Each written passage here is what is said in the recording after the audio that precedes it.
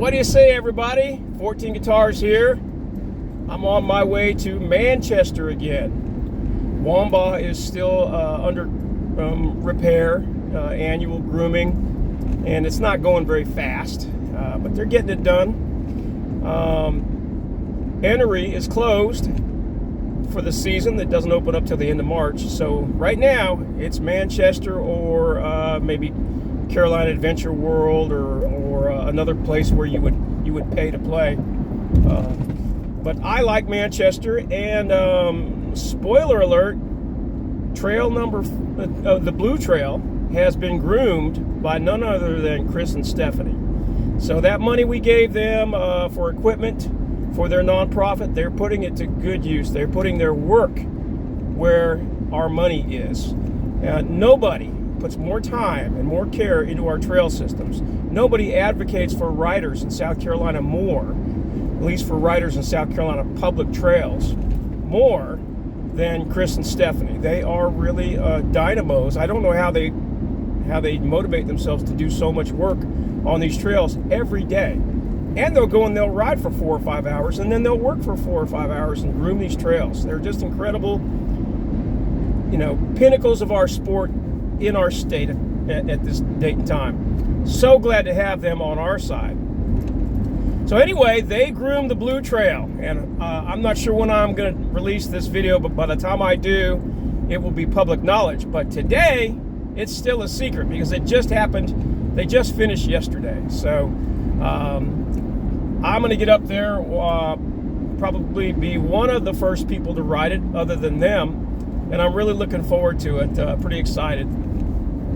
They didn't have access to a SMOOOOTH, which is a grooming machine that they use, that we like to use at Wamba. They're not using it at Wamba this year, but just because the Forest Service is taking care of grooming. But the SMOOOOTH grooms the trail a certain way, which is very nice. But I'm sure they put whatever equipment they have to the best use for conditions, and I'm really, really looking forward to riding. I hope you all have been able to get out and ride. It's Friday. It's, March 13th? No, it's March 22nd, 21st, I guess. March 21st. My mother-in-law turns 100 in 2 days on the 23rd. And we'll actually be celebrating her 100th birthday Saturday instead of Sunday, where everybody can get together and welcome her into her first century on this earth. All right, that's about it. I don't have much else to say. I'm on the YZ250 Woods Beast with the M14 Dunlop paddle tire. I'm going to have a fun ride. One thing I will say, I was more sore after my last Manchester ride 2 weeks ago from dirt bike riding than I have been in probably 5 years or more. I was so sore. Just the lower back work that you do when you hit whoop-de-doos like that over and over and over again, 19 miles of whoop-de-doos, and also the inner thigh work from gripping the bike. Boy, I was sore. And I'm hoping that I've had time to recover enough, and also that my recovery has improved my fitness enough that it won't be nearly as bad, and I expect it won't be nearly as bad. I'll probably be a little sore tomorrow, but man, I was sore for 4 days. It was pretty brutal. So if you don't ride whoop-de-doos, you might be in for an interesting experience after riding Wamba for 20 miles. Hope you get out there. If you like my videos, please give me that thumbs up. Please give me that thumbs up. It just helps my channel. If you want to subscribe and see my videos when they're released, just subscribe and hit that little bell. All it does is YouTube, when you log into YouTube, it gives you a little note that says that 14 Guitars has posted another video. That's all it does. All right, thanks a lot. Thank you so much for watching. I appreciate it very much. I love making these videos and sharing them with other people, those who get out and know exactly what I'm talking about, those who can't get out and know exactly what I'm talking about, and those who've never ridden but still get some pleasure out of, vicariously through watching someone else ride and yap the whole time, which is what I bring to the table, good or bad. Thank you much. Take care. Love you guys. Bye.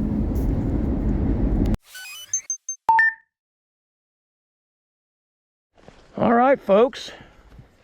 A little over 2 weeks since I was here at Manchester last. Hey, everybody. Nice to see you.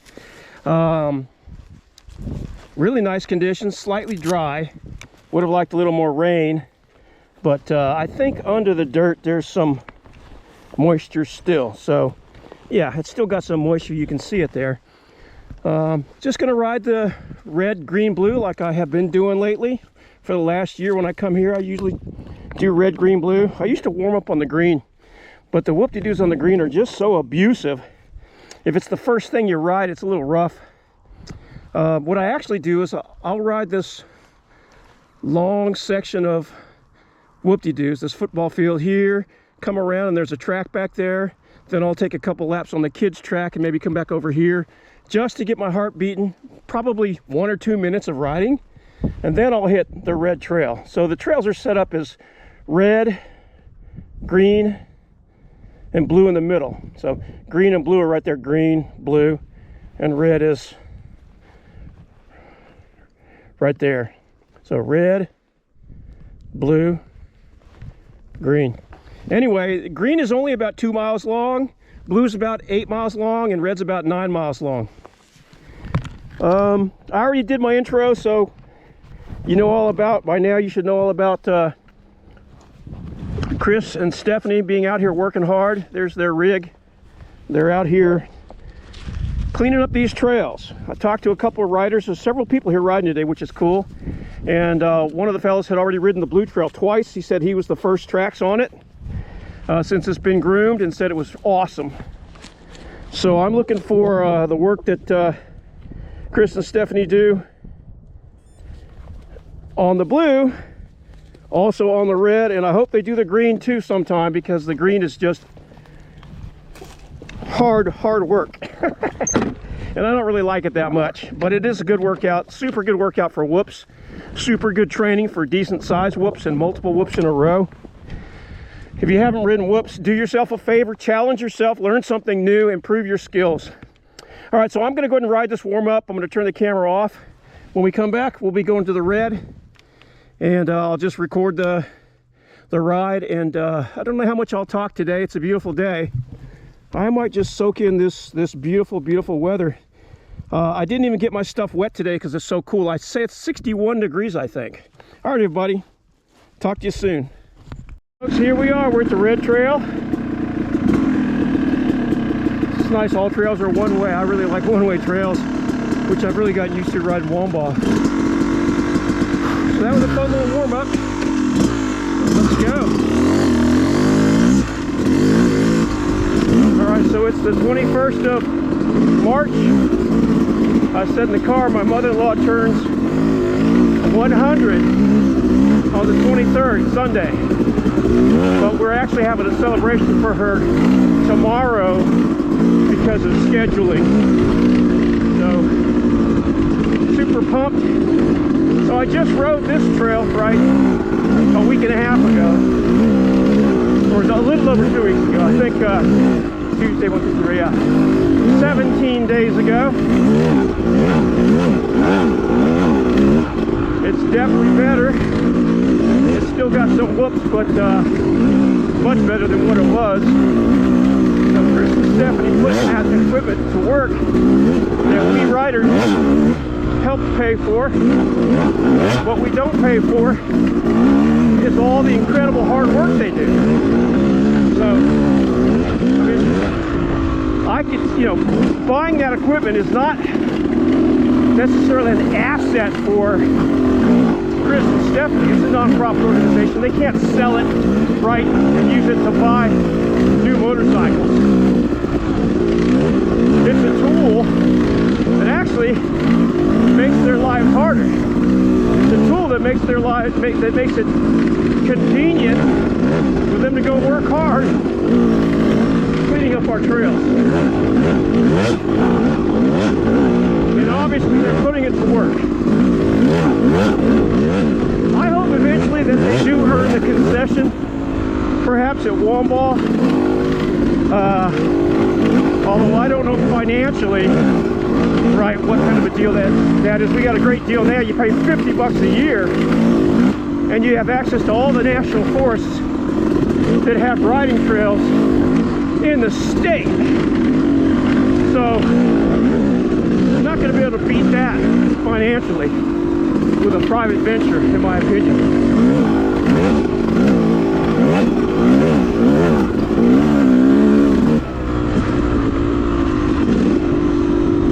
Interesting tracks.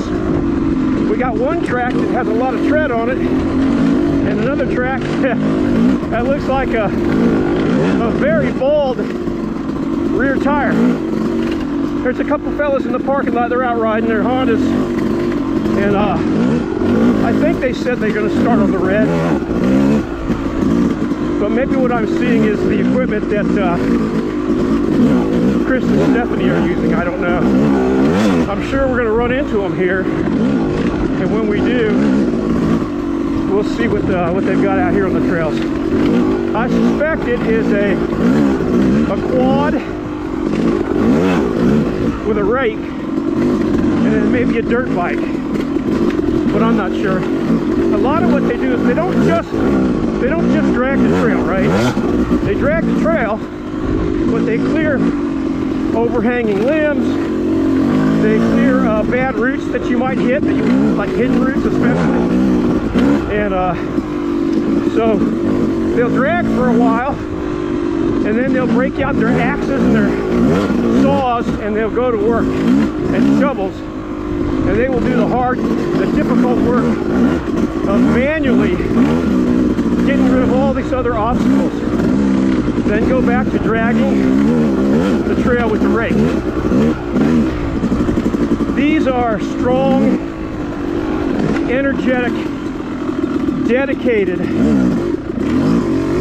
people who advocate for the trail riding community and the trails themselves in our state. We need people like this. We need people to take that example and, where they can, take up the reins to expand our influence. This is a hobby that so much of us love. It means so much to us. And people who don't do it, they may have a difficult time imagining what it means. And I don't mean just imagining, oh yeah, I can see someone who would like that. Maybe that too. You can't even imagine why someone who would like it. Just as some people really don't want to swim Charleston Harbor. But there are some people that will be very upset if they weren't allowed to do that. Would I do that? Heck no. But I can see, I actually do see how someone would love that challenge. Get out there and compete, or just stay healthy with that swimming lifestyle. So anyway, since there are people in positions of power who don't think of the trail as anything other than a burden to them, and that's definitely not everybody, but it's a possibility, right? You get people in power, if they don't like it, they don't understand why someone else would like it, they really have no investment.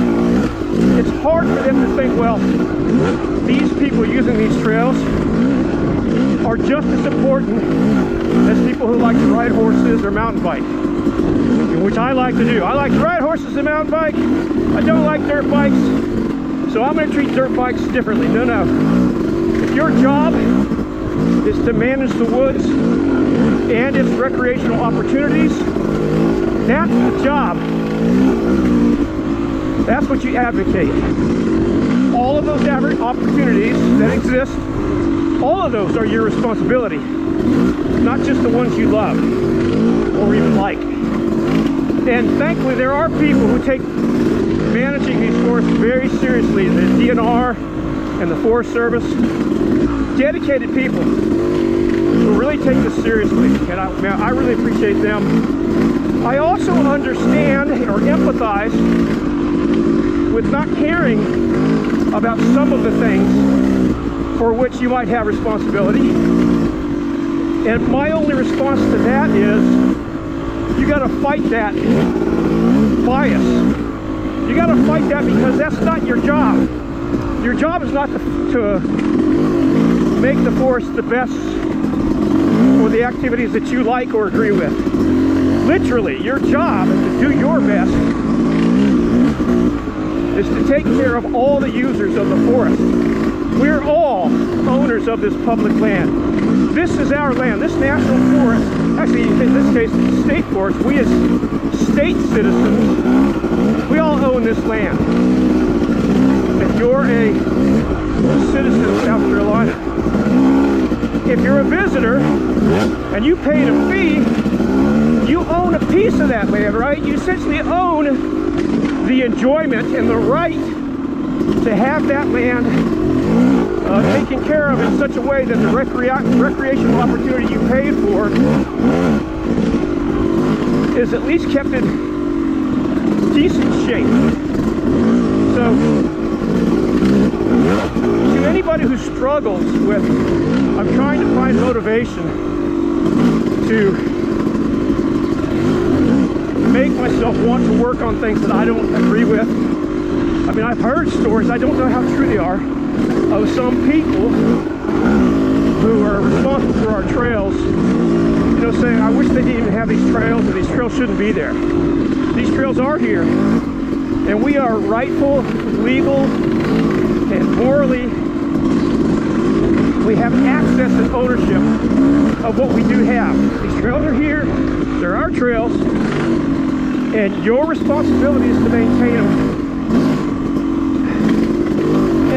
If you're in a job where you might neglect one part of it because you just don't like it, when you go to bed at night, your brain knows you're doing that, and you think less of yourself. You can pretend to ignore it,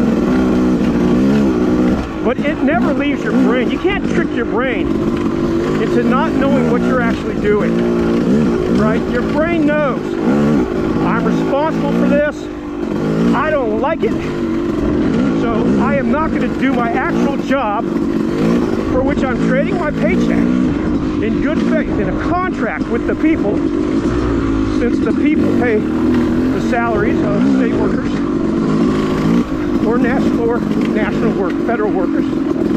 We have a contract. I'm going to violate that contract and I won't feel any guilt. That's not true. You always, unless you are a sociopath who also is psychotic, right? Sociopaths can train themselves to ignore wrong when they do it. They can train themselves into pretending and justifying it. But in the end, they can't fool their brains. Their brains know they're lying to themselves. And it makes you less of a person. It gives you less self-confidence, less pride in what you do. You really are put on a lower pedestal in life if you conduct yourself that way. So for these trails, I actually don't think any of the state workers are neglecting the trail. I don't know enough about it to know if that's true. It's just my intuition based on my exposure. I've met some people out here who work for the state. Super nice, work doing their job. There's a very few of them, right? These people have to work. They have to cover so many different responsibilities. And there's one person. I mean, that used to be a big thing with the Texas Rangers. It was, I can't remember what the saying was, but it was something like, you know, 600,000 acres, one Texas Ranger, or something like that, you know. So these are like our Texas Rangers, sort of. They got responsibility for our forest and tons of other things. So I think they are doing a good job. I don't think there's money available generally to groom these trails, which is why I'm so thankful that Chris and Stephanie have decided to do it voluntarily. Look at all the roots. You can bet that they've dug up the biggest roots. out here. Probably when you see a little root sticking up, there was probably a big root right there that they dug up. And then what's left is the small roots that were attached to that root, which aren't a danger to riders. That's one of the things they do really well. Another thing Chris and Steffi do extremely well when they groom a trail is they shape it properly so that it sheds water instead of creating a stream and washing out the trail. Since they started helping with grooming, like Wamba is a big one, Enery, they add features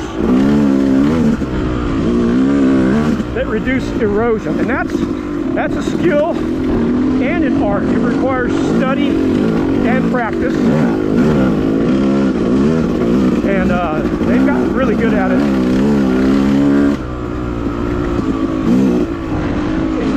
In a way that you can't replicate just by asking someone to say take a bulldozer and go down this trail and flatten it out. It's not just flattening it out. They're also riders, so they know how to preserve the berms that we create while riding, while still getting rid of the whoopie-doos, or the braking bumps, or the acceleration bumps. So they preserve the best part of the trail, and what also, again, is best for erosion.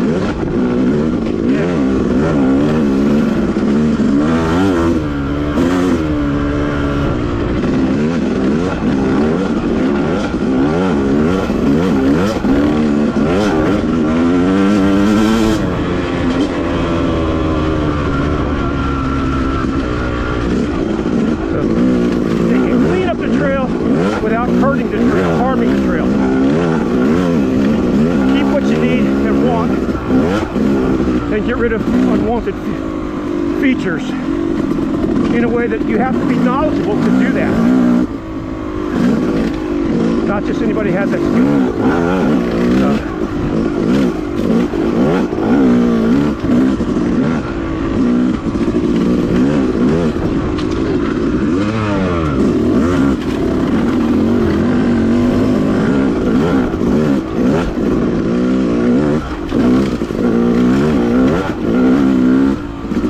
It's just eating up this weather. It's kind of jetted for winter, and for what passes for winter here, which is not that far from summer as far as jetting is concerned.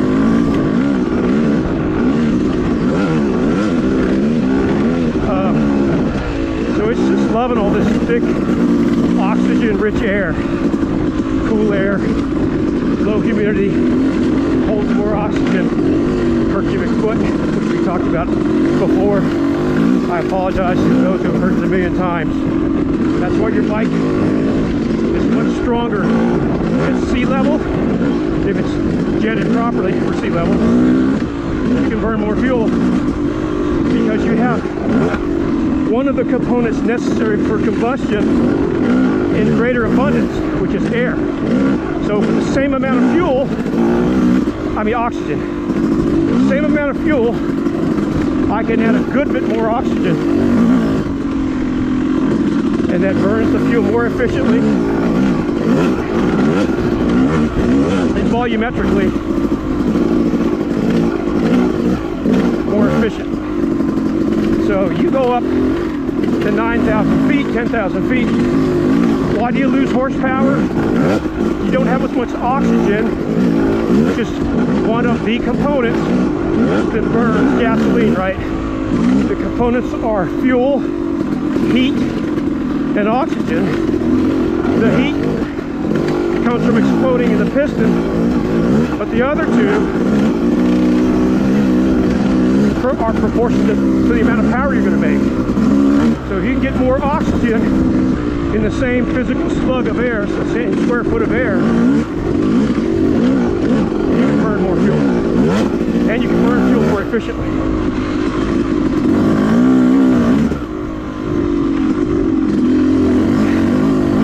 So,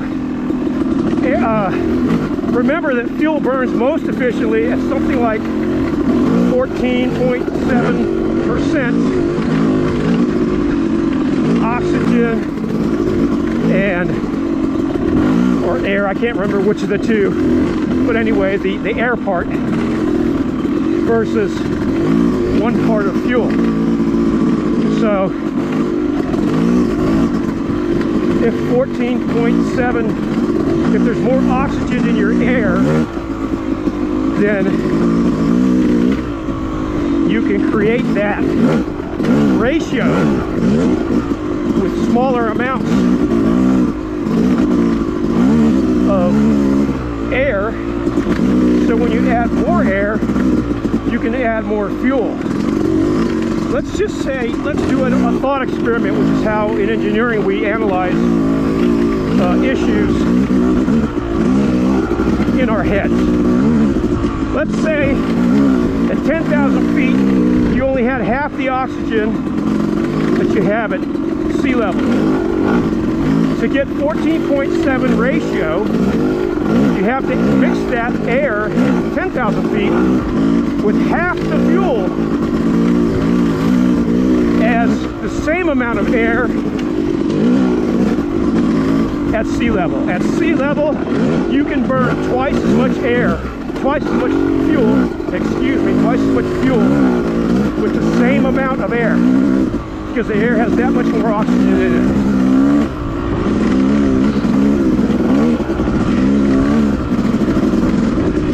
That's why you create a richer jetting at sea level, where there's more oxygen, or for cold temperatures, where there's more oxygen per cubic foot of air.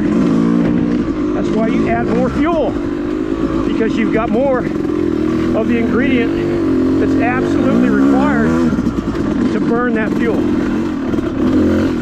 If you try to add that much fuel at 10,000 feet, it will be nowhere near the optimum ratio of 14.7 to 1. Please check that number, just so you have it off the top of your head. It's a good number to know.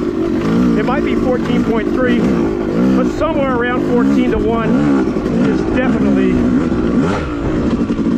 the ratio.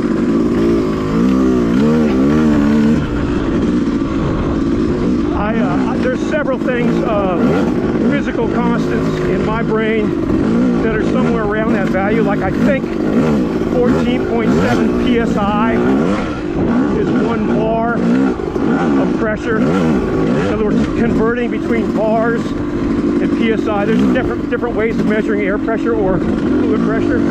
One is bar, one is psi, one is inches of mercury, and I think 1 bar is equal to 14.7 psi. So I might be mixing 14.7 up with, say, 14.3 for the optimal air mixture. But it's, again, it's somewhere near there, somewhere in there. That's reasonably close. And it's illustrative, right? You can illustrate how, why do I need so much more fuel when it's cold at sea level? Because if you don't add that fuel, your ratio of fuel to oxygen is way off. It's way lean. You got way too much air in there. Every time I say air, please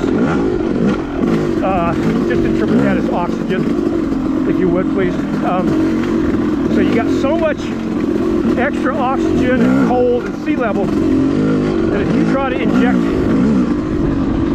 fuel at a ratio that works well at 10,000,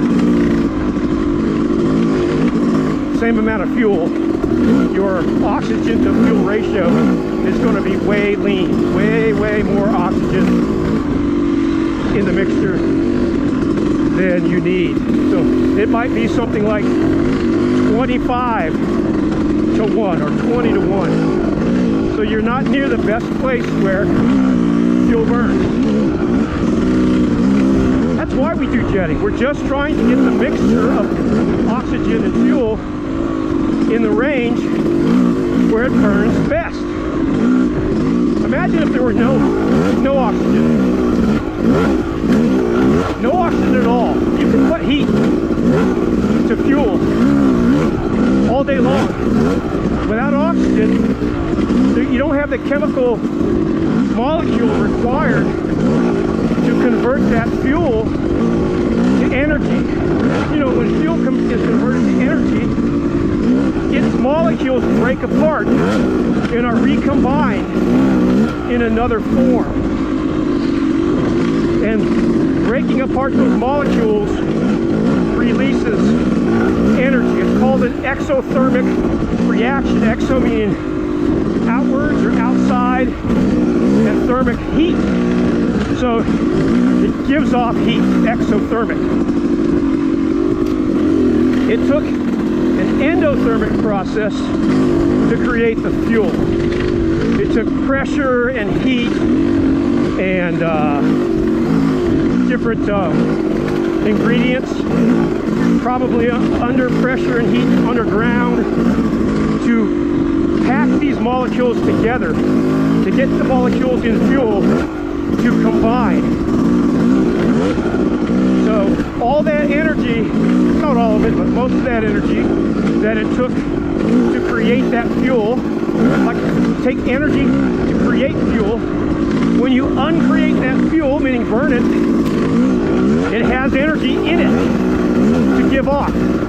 It has been imparted, it's like charging a battery, right? Combining those molecules is like charging a battery. And when you uncombine those molecules, it's like using the battery in a flashlight.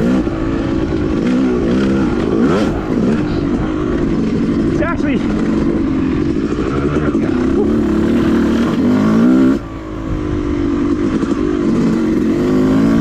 well, I can definitely tell today that I had a nice ride a couple weeks ago. I feel much less lower back pain. I believe by this point, the first loop last week, 2 weeks ago, well, the 11th is what it was, 10 days ago. I believe on this loop, on this loop, I was already complaining about sore legs and sore back. My back is, I can feel that it's getting a workout. My legs, not so much this time. So I've done several walks. I routinely will walk, 4 or 5 miles. I dropped the car off, my wife's car off at the dealer a couple days ago, and she asked if she should come get me. As I know, I just walked 5 miles home with my work boots on. Good little workout, right? Exercises the legs, and a couple days went by, and now I'm out riding. So keep the legs moving, exercise them a bit. I think that was about an hour and 20-minute walk, somewhere in there, but with boots on. All right, we hit this part of the trail. In front of me is the main road here. What does that tell us? That tells us that we're pretty close to the parking lot. This is a short leg once you reach this part of this trail. You don't have too much left. Unless I'm remembering incorrectly, but I'm pretty sure as soon as you see that road on your right, you're in your last mile or so of this 9-ish mile trail.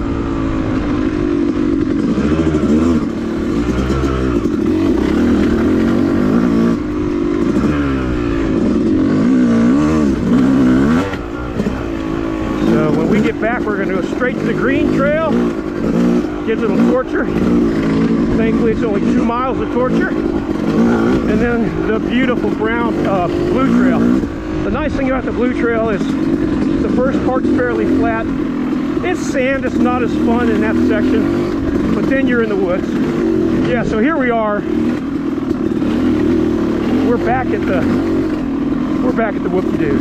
All right, so that was probably half a mile from the time we saw that.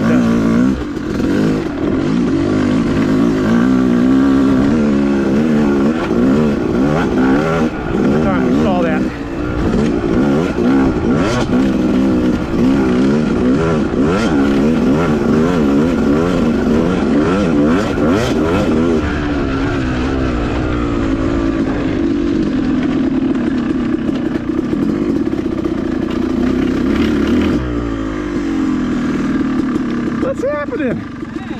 Hey, Good to see you. how you doing? Good to see you. Been a while. Been a long time. Well, since here I last. know, right? Which one did you just ride? I just rode the red. Okay. Very cool. nice. We just did one pass, so we're gonna do another one.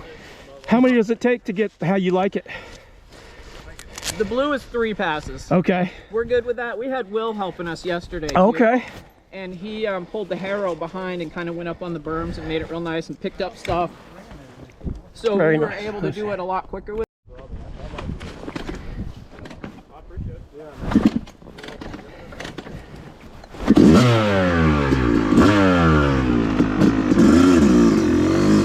Well, it was great to see Chris and Stephanie.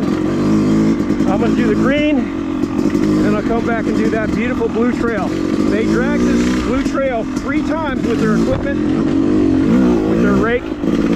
When they do that, Chris is driving, Stephanie is actually standing, you know, riding on the rake, providing pressure, flexing her legs essentially for the entire time. So 8 miles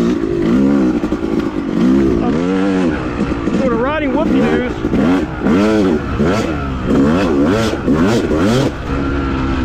On a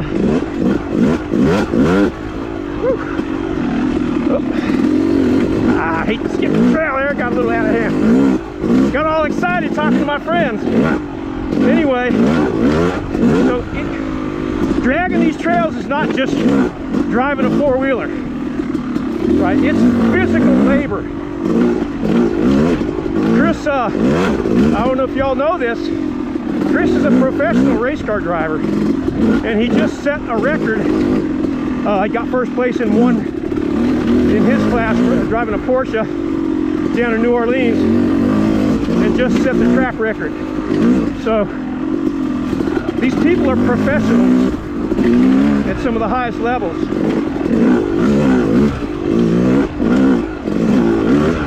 Stephanie had the female record for climbing Pikes Peak, I believe in 2016. Somewhere there, I might be off on the date. But I think she drove a Viper and set the record for climbing Pikes Peak. Oh yeah, I'm in much better, so much better condition than last week, 10 days ago. Recovered pretty good.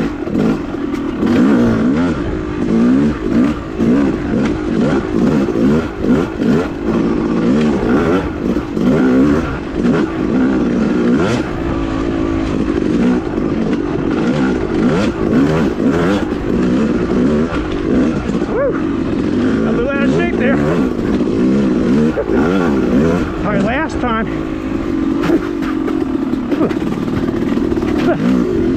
Big old bug went right in my mouth. It wouldn't happen if I wasn't yapping so much all the time. But for some reason, some people like it. And I like to talk. When I ride or when I fly an airplane, I like to talk.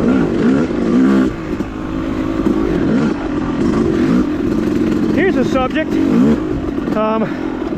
I got my pilot's license when I was 19 years old.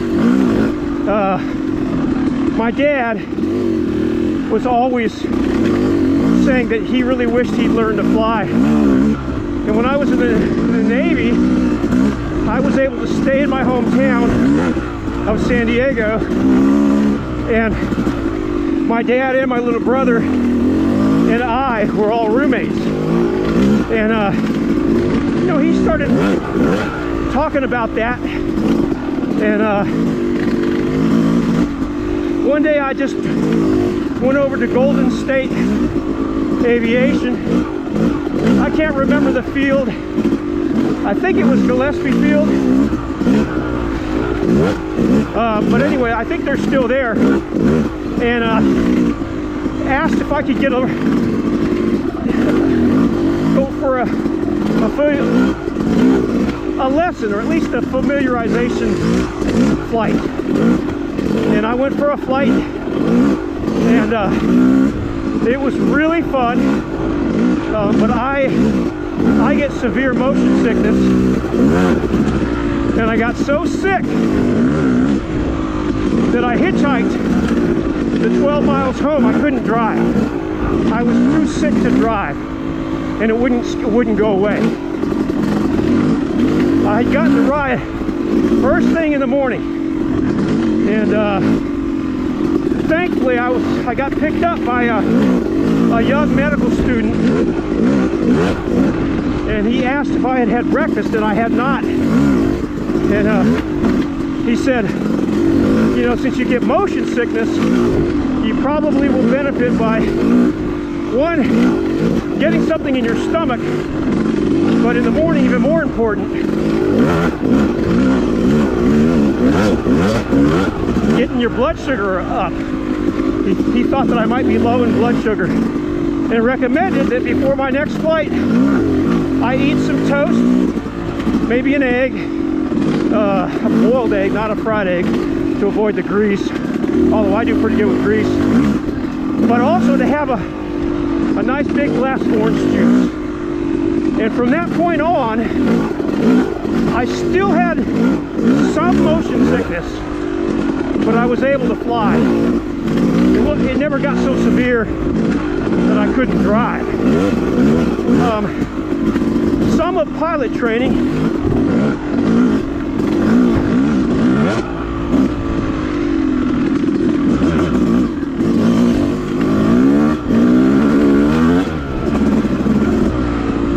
trail.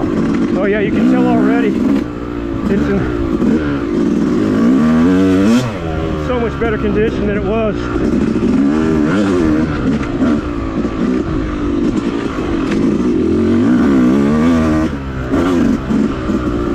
So much better condition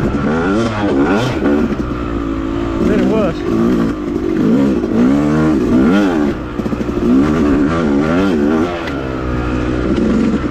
Alright, I'm going to stop talking for a little bit here and just ride this trail.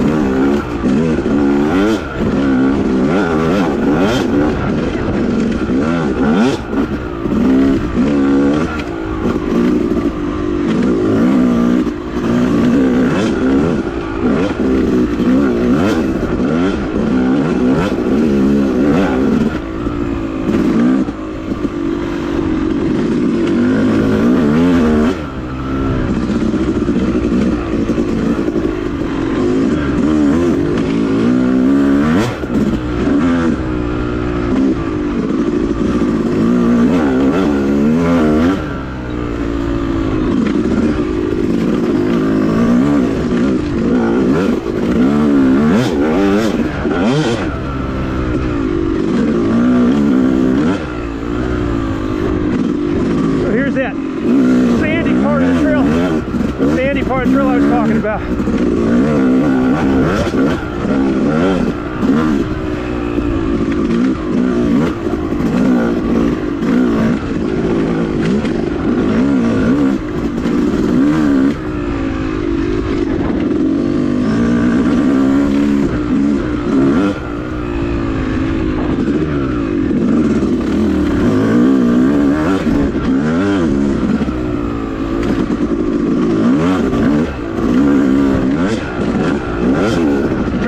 These are really deep whoopie-doos.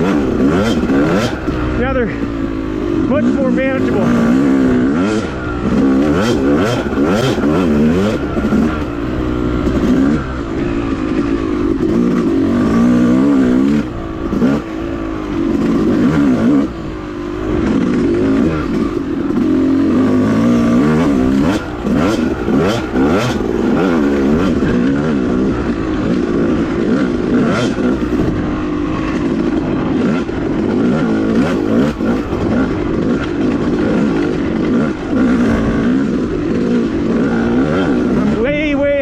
Up here. I think you can see on my speedometer the RPMs are low, but we're keeping a fairly decent pace by just riding in a high gear. It's an easier workload. Woo! Pines would have reached out and grabbed me. I barely escaped. Trail dragon. I forgot about my trail dragon. That's my own trail dragon advice.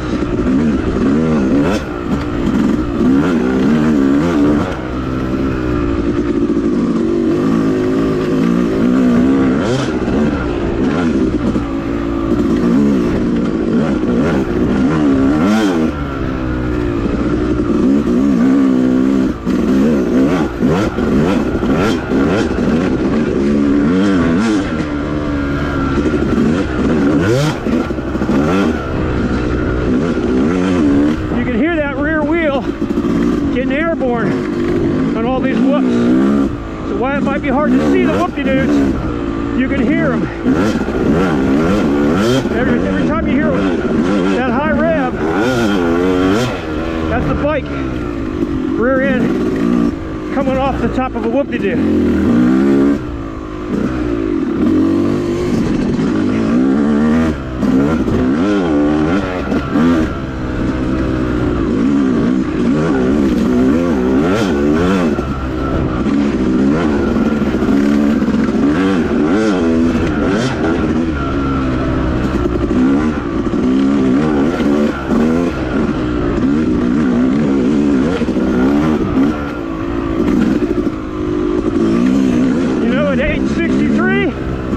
I'll take this all day long.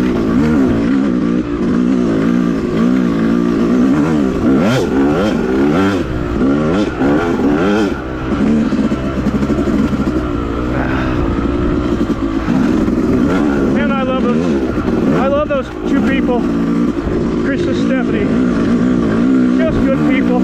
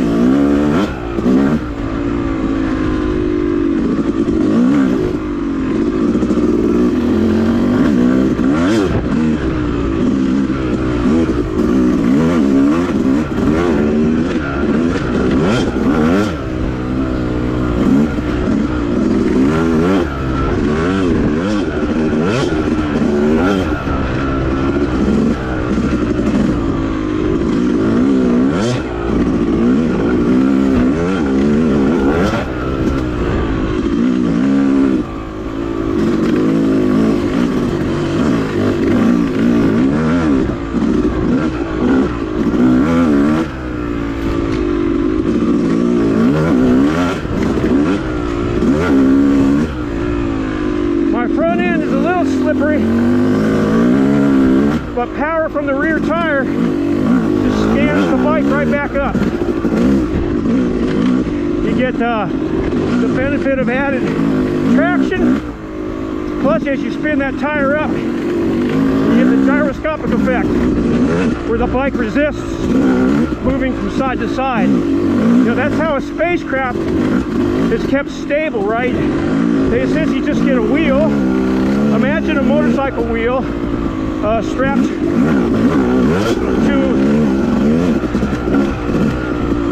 a spacecraft and spinning at high speed.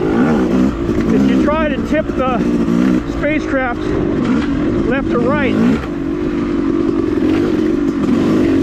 it creates a force that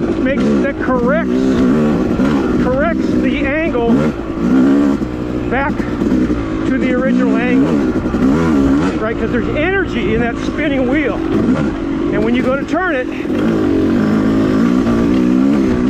there's available energy, potential energy.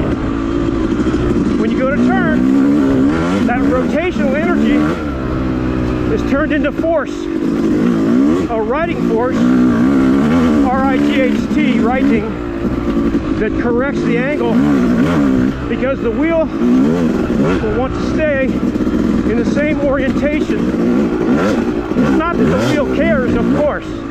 It's just the physics of spinning objects. If you have a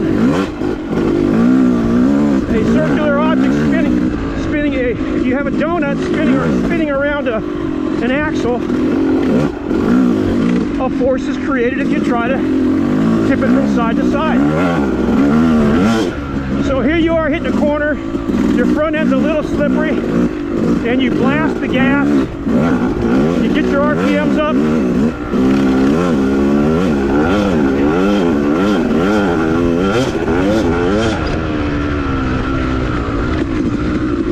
and it automatically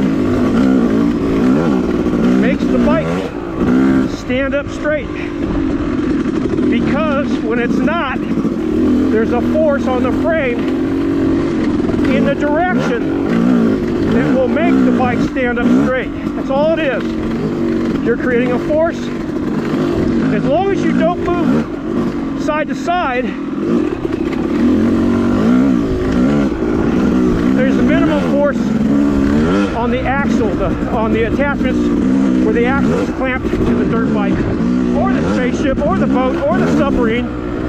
Submarines have had these very large gyros to stabilize them, you know, that weigh maybe thousands of pounds. Everybody's familiar with the gyros.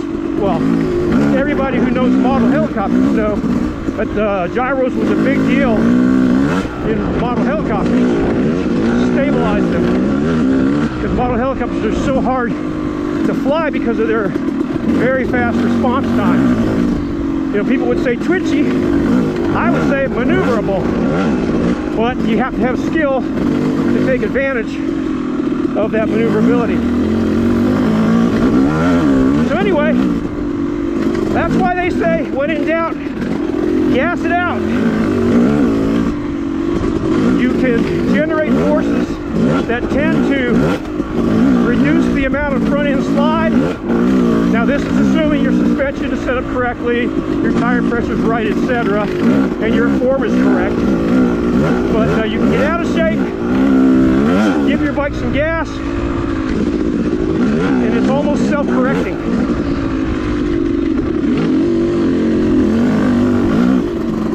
Well, in a way it is self-correcting to a degree, right? If you know how to use those forces to your advantage and not be surprised by them and use them to your disadvantage. And that's all part of the muscle memory, right, of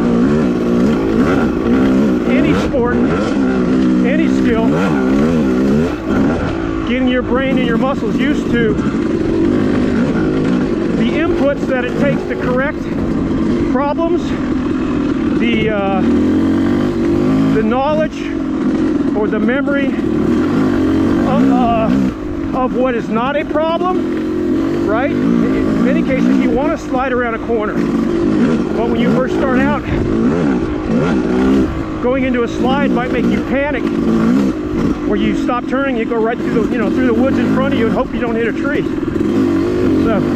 So sensory memory that helps you understand what's safe and what's detrimental. Muscle memory to help you understand how to correct unsafe conditions, or how to stay on the edge of unsafe to use, being on the edge to your advantage, going as fast as you can around a turn, or hitting the whoop-de-doos properly, when to give it gas on the whoops. If you want to skip the second whoop-de-doo in front of you, just skip the first one in front of you and hit every other whoop, that kind of thing.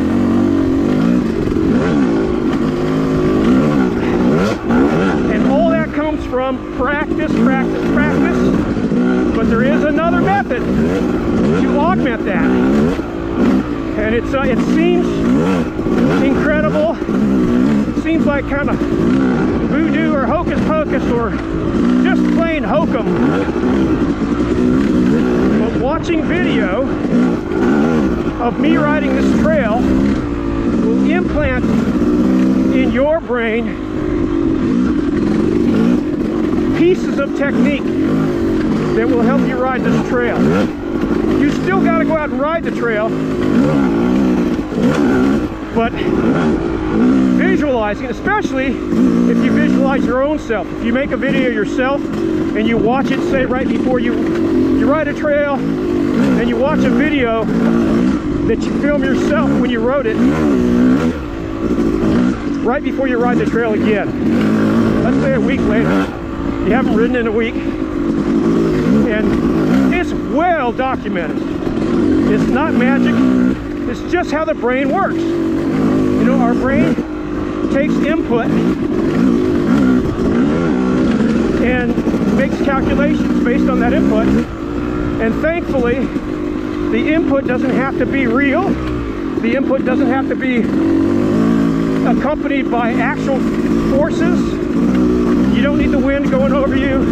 You don't need to feel yourself bouncing over the whoop-de-doos like I'm doing right now because I'm a little tired. It definitely helps.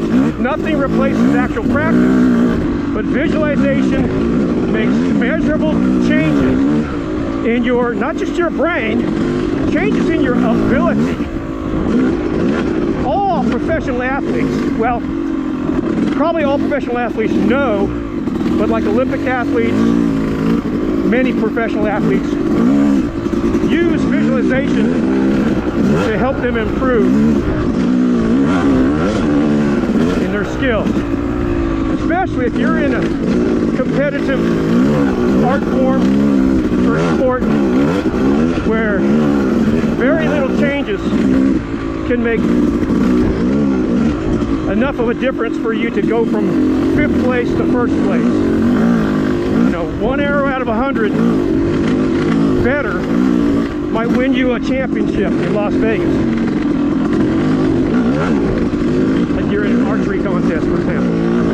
So visualization, it works. Try it next time. If you're gonna come out to Manchester and ride these trails, watch a video the day you go, the morning you go. Let's pick the blue trail, watch the full blue. What's it gonna be? 20 minutes? 20 minutes of your time, and see for yourself if it works for you. It tends to work for most people. I haven't looked up the statistics on those who are immune to its effects, but people who regularly ride and who work on self-improvement, I'm guessing most of you, most of us, get quite a bit of benefit from something as simple as visualization. And with YouTube, it's essentially free, right? You're a mountain biker and you're gonna go ride a new trail.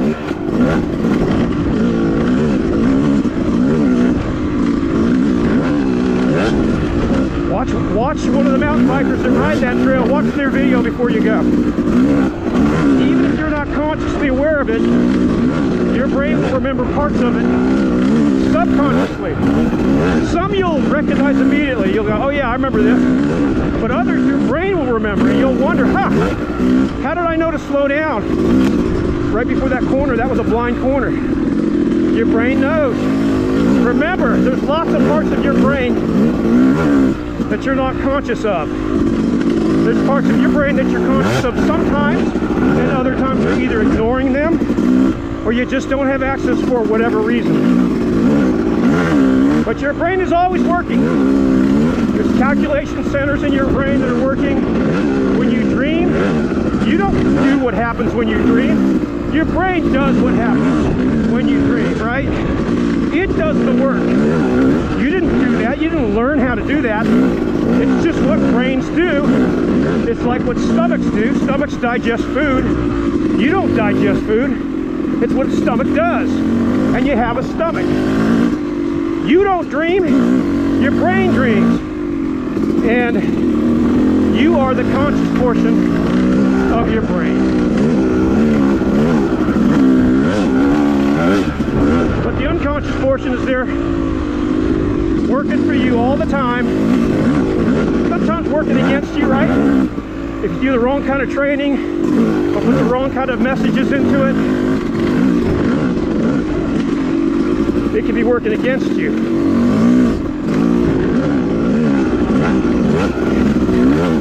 Your You're not working against you, your brain's working against you. And you need to learn techniques to reduce that if it starts happening to you. So the conscious you can learn techniques to manipulate subconscious you. Here's a great example. There's a great little article that just came out. It has to do with enjoyment.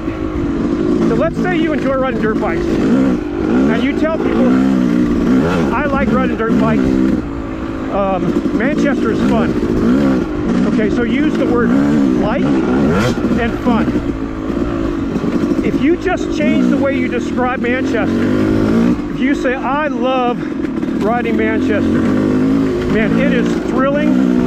I love hitting those whoopie-doos. It's so rewarding.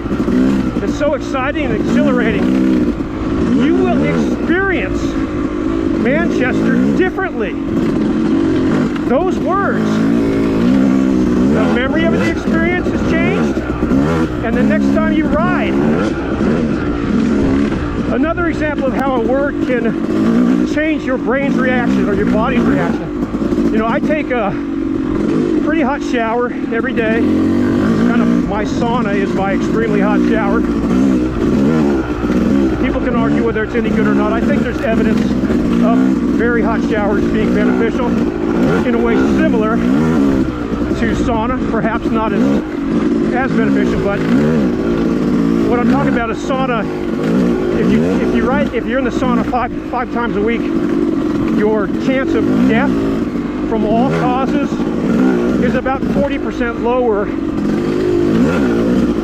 than people who don't get in the sauna. There's a giant study on it. You can look it up and prove me wrong or prove me right. I'm right only because I've looked up the data. It's right. It's right. I'm not right. I'm saying something that's right. I had nothing to do with that study. Anyway, after my very warm shower, I end my shower year-round with pure cold water. So in summer, it's not bad here in Charleston. City waters is not that cold. But after this last year when it was 24 degrees multiple days in a row, it's challenging to make yourself take a cold shower.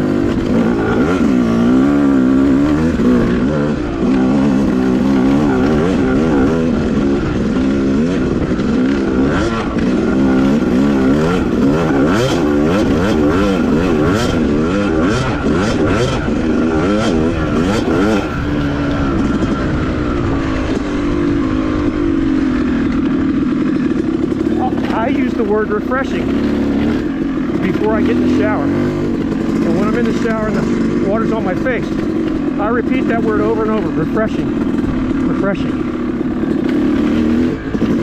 And it makes it much more bearable.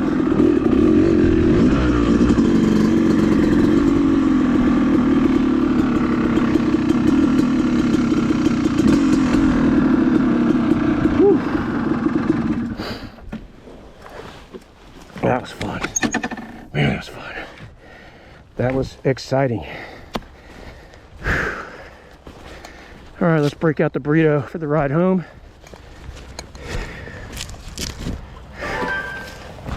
Distance 20.0 miles. Duration 1 hour 17 minutes 54 I think seconds. I never locked the truck. Whew.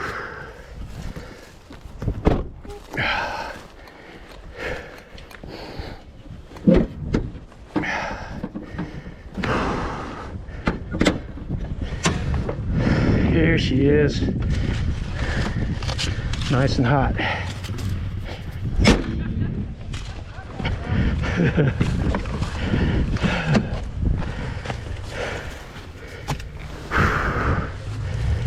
All right, if you like my videos, thumbs up, subscribe. See y'all next time. Thank you so much. Fantastic ride at Manchester, which I loved. Take care.